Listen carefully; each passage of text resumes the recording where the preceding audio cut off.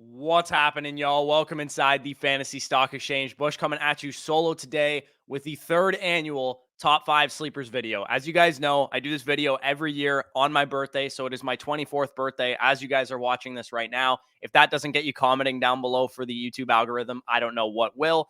The college football season's back in full swing. Hook 'em horns. I'm repping the Texas gear right now. But let's not waste any more time. You guys are here for one thing. That is my top 5 sleepers for 2022 fantasy football. Without further ado, let's get right into it.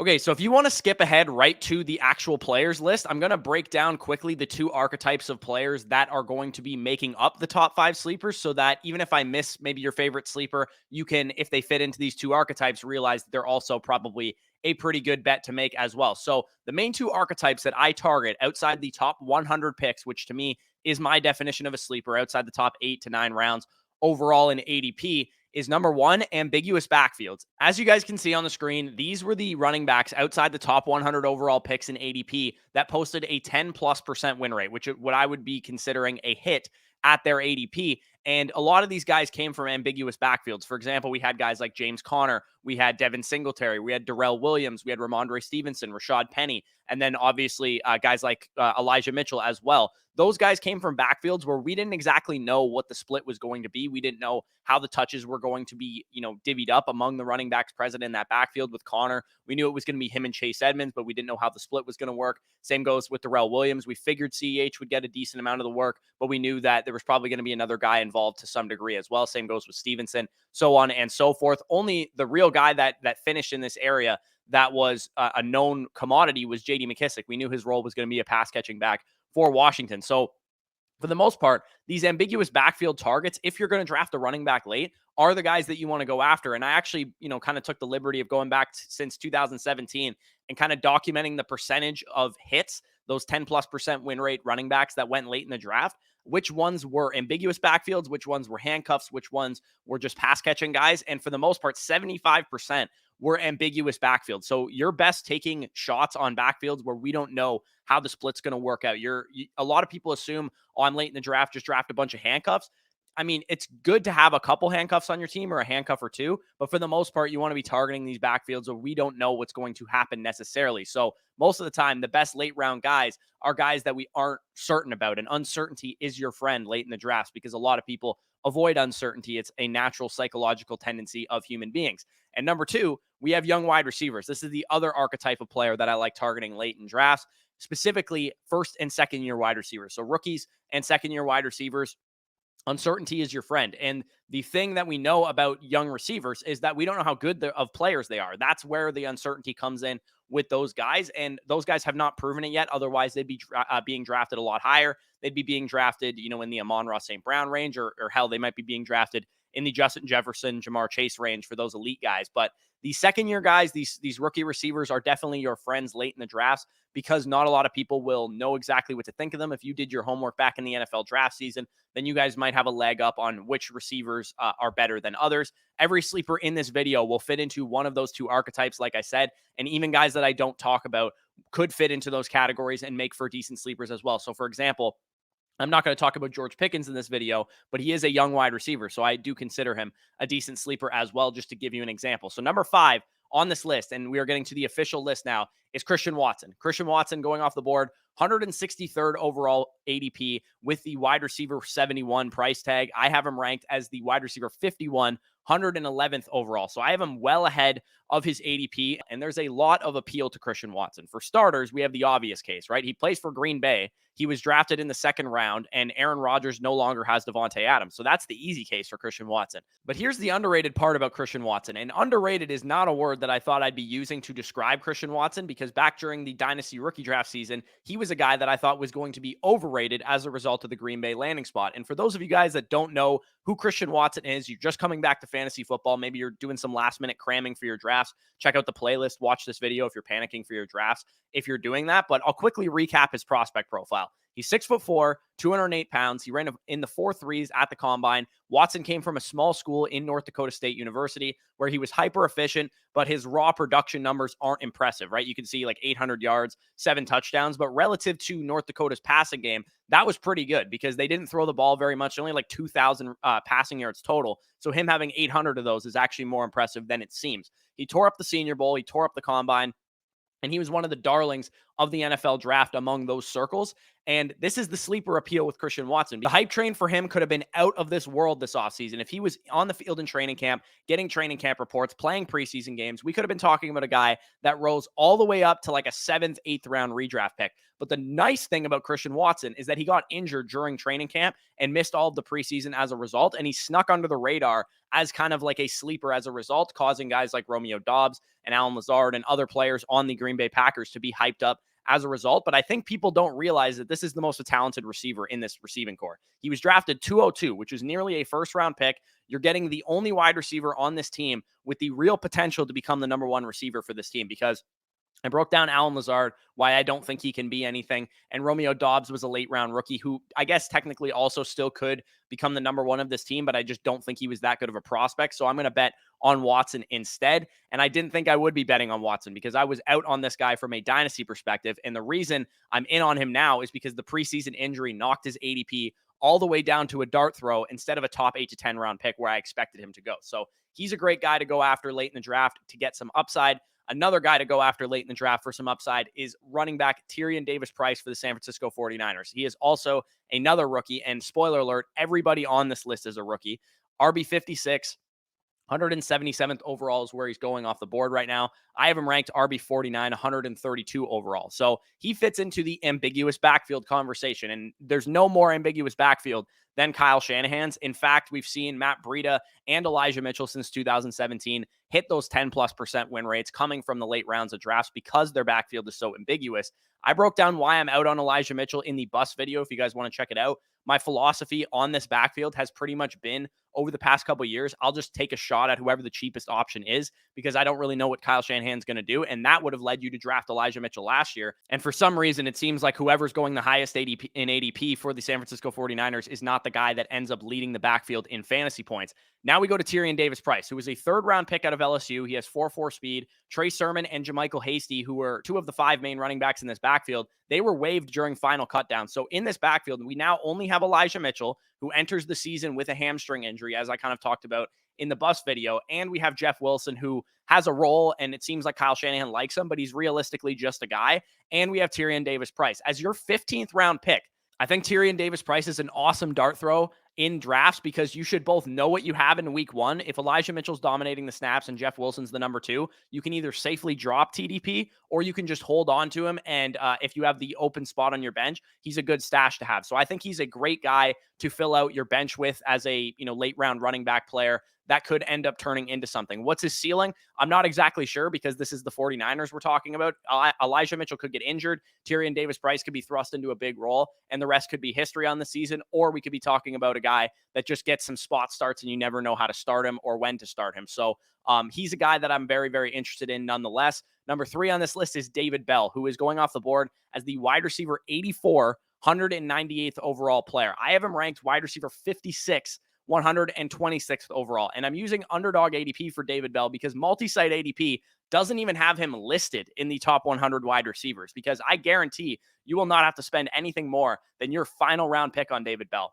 I got him, for example, in the 19th round of the Big Dogs Bash, and he probably would have went undrafted had I not drafted him. So I'm not really sure why he's going so low because, like I said, he fits that archetype that we're looking for. He's a rookie wide receiver. He was a day 2 pick, top 3-round draft pick to the Cleveland Browns. And another thing I like looking for when it comes to rookie wide receivers is getting the ones that can get on the field right away. And the Cleveland Browns don't have a ton at wide receiver. They have Amari Cooper, who, as I talked about in the bus video, is pretty overrated. They also have, some unproven guys like Donovan Peoples-Jones and Anthony Schwartz and a number of other dudes that haven't really proven anything in the NFL yet. Because all a wide receiver needs to do when you're a rookie like David Bell is get out there running routes. And if you're a talented player, then you have the ability to earn targets. Bell was a prospect that I also really liked coming out of the draft as a late first, early second round rookie pick in rookie drafts, because he reminded me so much of a Monroe St. Brown, of like a young Jarvis Landry type, where he's not going to wow you with athleticism, but his ability to get open, to command targets, and to do something, make sure he catches the ball, turn it upfield for some yards after the catch, is what made him good in college. The issue with David Bell's game is the fact that he ran in the 4.6s. Nobody wanted to draft him super high in NFL draft circles because he ran slow. But we know from countless videos I've done this entire offseason, if you guys have been around here for a while, that the most predictive metrics of fantasy wide receiver success are production related. And production related metrics is exactly where David Bell shined as a prospect. 30% target share over the last 2 years in college, 94th percentile breakout age. He had a 1,000-yard season in 2019, playing alongside a future second-round pick in Rondale Moore, and he actually outproduced him, out-targeted him at age 19 in college at Purdue with terrible quarterback play. So David Bell really showed me a lot on his college tape. I also just think he's a good player when I watched him. We have a team in Cleveland now who is probably going to be run heavy and not a very good offense to begin the season because they don't have Deshaun Watson.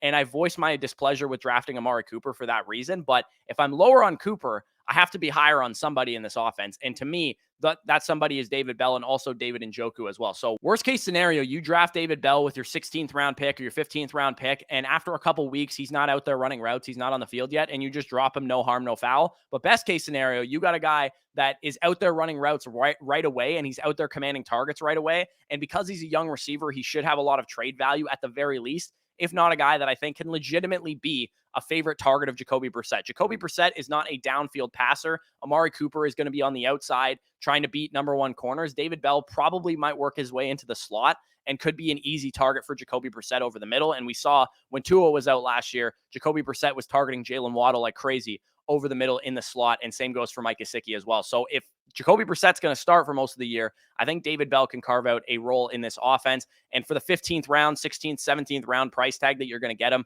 I think he is definitely worth taking a shot on. And again, another rookie, Tyler Allgeier, my number 2 sleeper on the season, RB49, 148th overall pick off the board. I have him ranked at RB43, 123rd overall pick off the board. And this is another ambiguous backfield situation. We know one thing about the Falcons backfield is that Cordarrelle Patterson is going to be involved, but we really don't know how much. Last year, he had 150 carries, but was the drafting of Tyler Allgeier a sign that they want to use Cordarrelle Patterson maybe in more of a Deebo Samuel wingback role and not as much as a traditional running back, which we saw from him last year? I had Allgeier as a top 5 back in the class, and I know he fell to the 5th round, which is not ideal, but I had him as my RB4 in the class, ahead of Dameon Pierce, ahead of Brian Robinson, ahead of Rachaad White, ahead of all these guys, because I thought he was extremely talented. He had good hands. He's physical. He's big. He had some wiggle for a 5'10", 225-pound former linebacker who can also pass protect at a high level as well. He was also very productive in college. His final 2 years, he was carrying a big workload. In 2020, alongside Zach Wilson at BYU, he was very, very efficient, 13 touchdowns, 1,100 yards on only 150 carries. Zach Wilson goes off to the NFL. And then in 2021, he's the workhorse of this offense. 276 carries, 1,600 rushing yards, 23 touchdowns, and a 10% target share is not too shabby for a big running back like that. I think he reminded me a lot of James Robinson when I watched him. He's just a guy that can do everything well. He's not going to do anything spectacular. He's got like 4.6 flat speed, but he's a big back and he's very good at using his size. And he also had a good preseason as well. Initially, we heard some mixed reports that, you know, the Falcons were going to say initially that he's going to be the starting running back. And then we had a report come out that he's like 8th on the depth chart.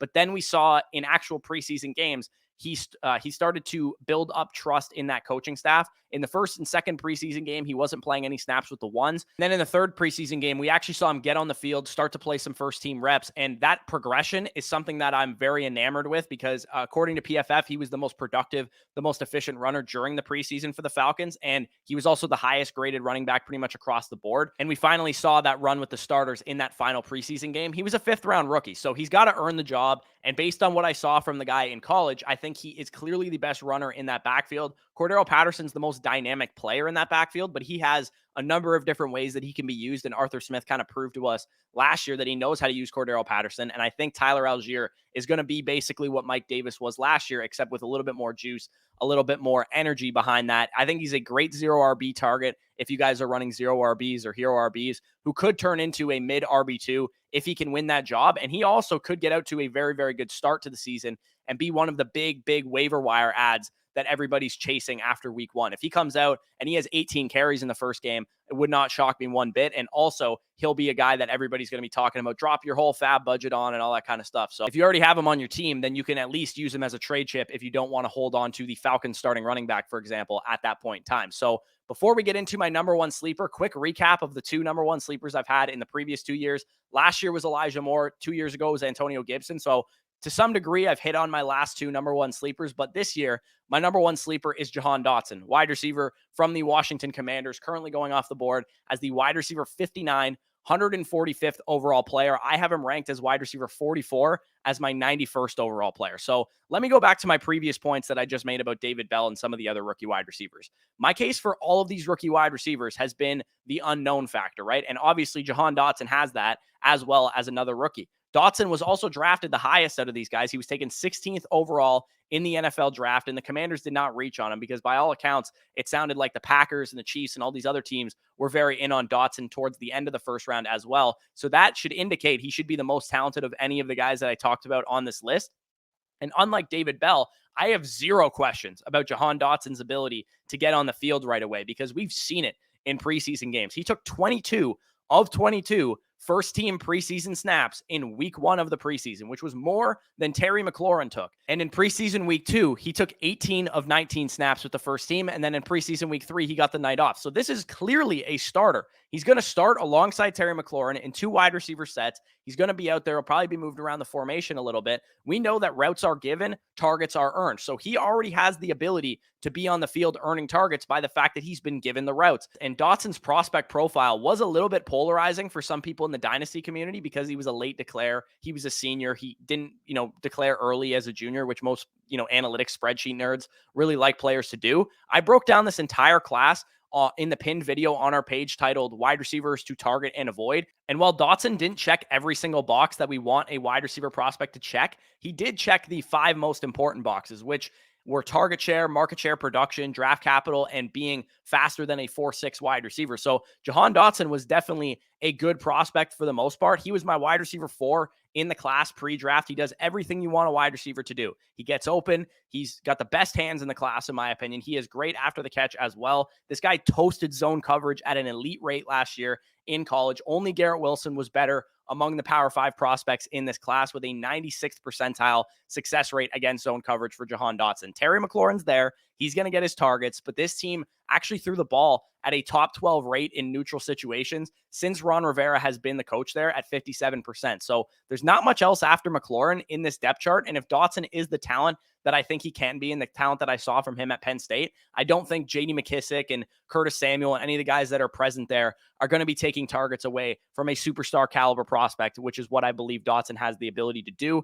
Jahan Dotson, if he's the talent I think he can be, and the talent ring from Washington camp has been very strong, right? Beat reporters, coaches, players, they're all talking about how good Jahan Dotson is. If he's that player, he's definitely going to be the second receiver on this team. I could see him carving out 100, 110, 120 targets on the season, even if Terry McLaurin carves out 140, 150 targets. So Jahan Dotson, a guy that I am very, very high on. My number one sleeper in fantasy football drafts this year. Make sure that you guys line your bench with some of these players. And like I said, even if you don't agree with everybody I talked about, line your bench with similar archetypes: rookie wide receivers, second-year wide receivers, ambiguous backfield situations, some pass-catching running backs, some handcuffs. Those are typically the type of players you want to draft on your bench. Don't be drafting, second quarterbacks and second tight ends after you already drafted, let's say, Jalen Hurts and George Kittle in the first couple of rounds. There's no reason to do that. Just draft the archetypes of players that I talked about in this video. And a quick honorable mention as well, Pat Freiermuth almost made this list. I wanted to keep it all rookies just for shits and gigs, but Pat Freiermuth, another guy that I think is a great sleeper tight end this year. He's going very close to the top 100 in ADP, so I'm kind of playing it fast and loose with the word sleeper, but I do think Pat Freiermuth is being slept on as a guy that could be a top 5 tight end this year after the target potential that he showed his rookie season. So remember that your early round guys are your money makers. A lot of fantasy players will ask me, hey, Bush, who's your biggest sleepers this year? That's important, and they can help you win a championship. But I think the early rounds are much more important. So make sure to add in this sleeper analysis with the other videos on our channel, talking about early round draft strategy, picks 1 to 4, 5 to 8, 9 to 12, my best draft strategy video, all those videos doing really well. So appreciate the support on those. So I hope you guys enjoyed this video. Leave a like, comment anything down below. If you want to comment down below and wish me happy birthday, definitely appreciate it. If you want to comment down below that I'm a piece of shit for engagement farming my birthday, you can comment that as well. It all works in the algorithm. We definitely appreciate any and all comments. Subscribe to the channel if you are new as well. Check out the pinned comment to get access to our rankings if you guys are interested. The Puppy 4 is dropping on Monday. It'll fill probably in 2 or 3 days after it drops. So if you guys want one last chance for great prizes on underdogfantasy.com, Best Ball Mania 3 is also 90% filled right now. $10 million in total prizes, $2 million to first, $1 million to second, $1 million to the regular season champion, only for a $25 entry to try and take that thing down. So if you guys want to take your fantasy football knowledge to the test for your chance to win some big prizes, use promo code FSE at sign up and first deposit on Underdog Fantasy. You'll get 100% back up to $100 on whatever you put in. So if you put in $100, you'll have 200 on the site to play with. That is 8 bullets in the chamber to try and take down Best Ball Mania 3, or many bullets in the chamber to enter a bunch of Puppy 4 drafts. And as a thank you for using our code, you'll also get our rankings manifestos. If you guys are interested in our dynasty rankings, redraft rankings, we will definitely give you those as well if you still have a draft left, or if you just want our dynasty rankings during the season. And to get our weekly rankings, you guys can also check out our Patreon as well. If you guys are curious about start-sit decisions, check out the Patreon as well. We have a tier called the Question Master where you can get all of your questions answered over there as well. So with that being said, guys, peace out, and we'll talk to you soon.